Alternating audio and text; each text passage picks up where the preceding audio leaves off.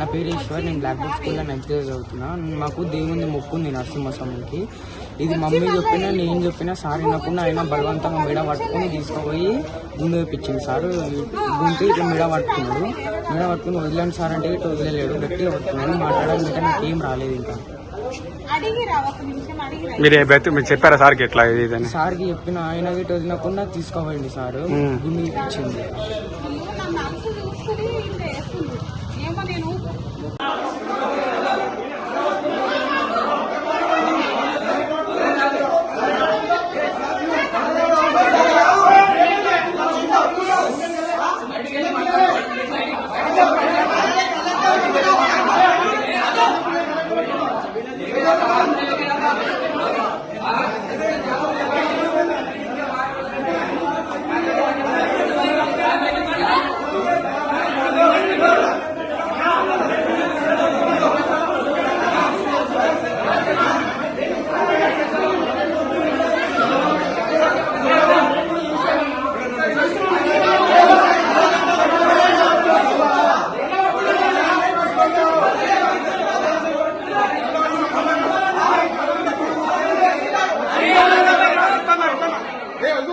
నా పేరు కమల, మా ఆయన పేరు ప్రశాంత్.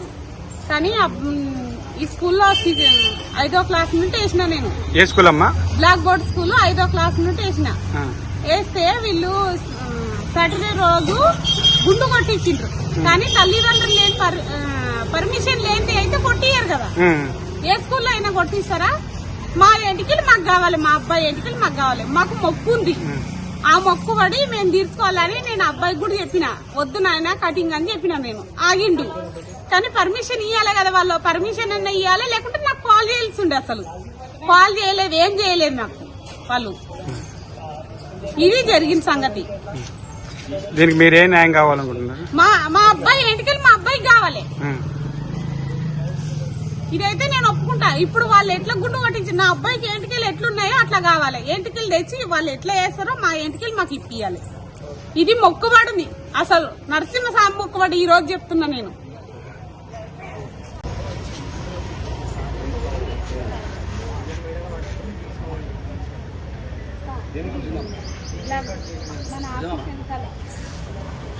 మన ఆఫీస్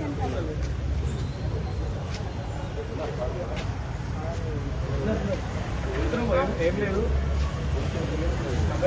వస్తుందని చెప్పింది. కాబట్టి ఒక సిగ్నల్ వస్తుంది మాట్లాడి